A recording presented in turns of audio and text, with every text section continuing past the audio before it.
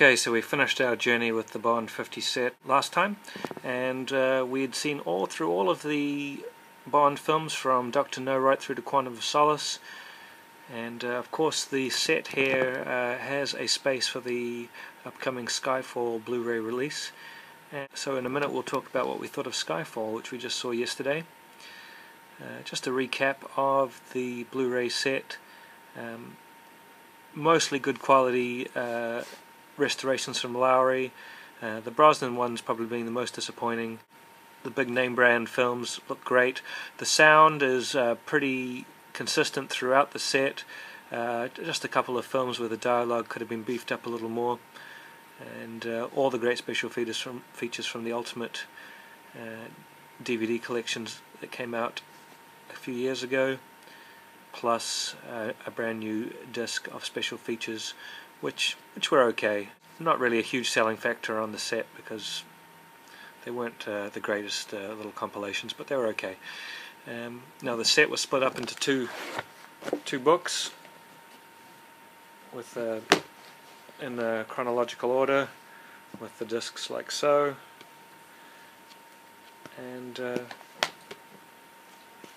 all in all it was a great set, and even the Bond movies that weren't the best films were still fun to watch. Now, saw Skyfall. The film came out with a lot of fanfare, and from all accounts it was going to be a better outing than Quantum of Solace, which I actually have enjoyed more upon rewatches. But unfortunately Skyfall is a big Sky fail. Definitely the worst Daniel Craig film, and definitely in the bottom portion of Bond films overall. It doesn't even feel like a Bond film. Opening 15-20 minutes are excellent. Kicks off with a excellent intro, really fun chase scenes, really well done, and then the best of the Daniel Craig musical themes, this done by Dell, much better than the other two themes he got.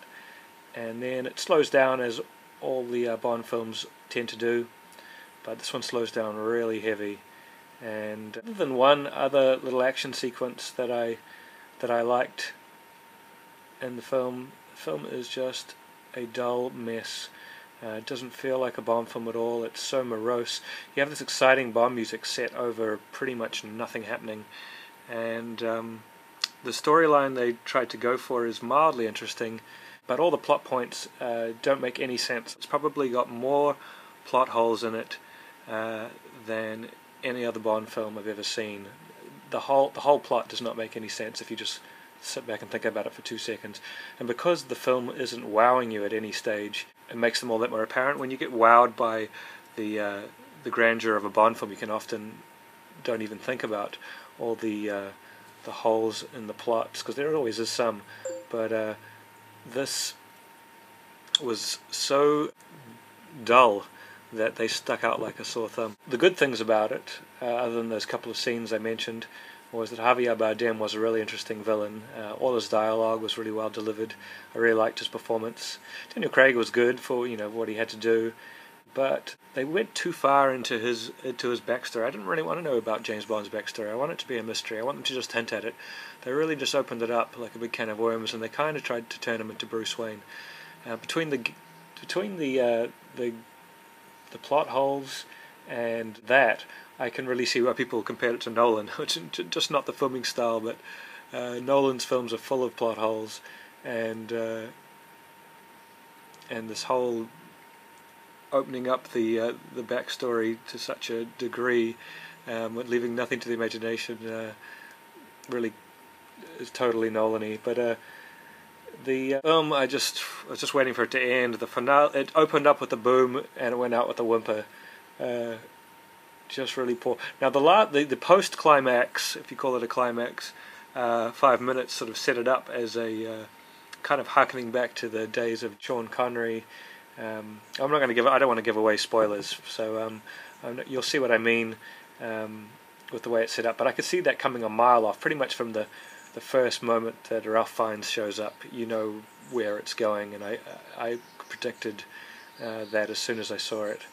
I went into the film not knowing anything about the plot really, and with pretty high expectations, and they were very much dashed.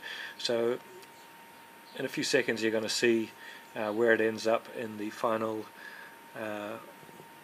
Bond tally after this big rewatch. Remembering that I've only seen Skyfall once, that that ranking for Skyfall could change up or down, probably down at this stage. Anyway, here we are with the This Hidden World Bond Rankings, worst to first.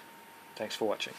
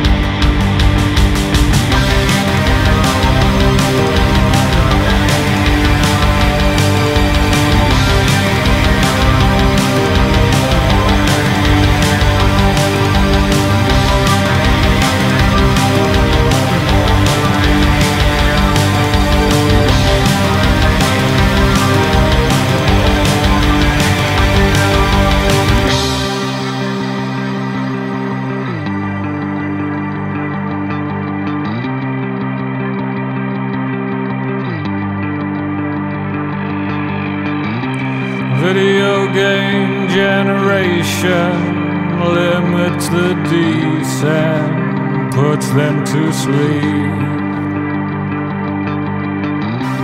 Hypnotizing calibration, mind controlling frequency. In the story we have our parts to play. This is real life and not a fantasy.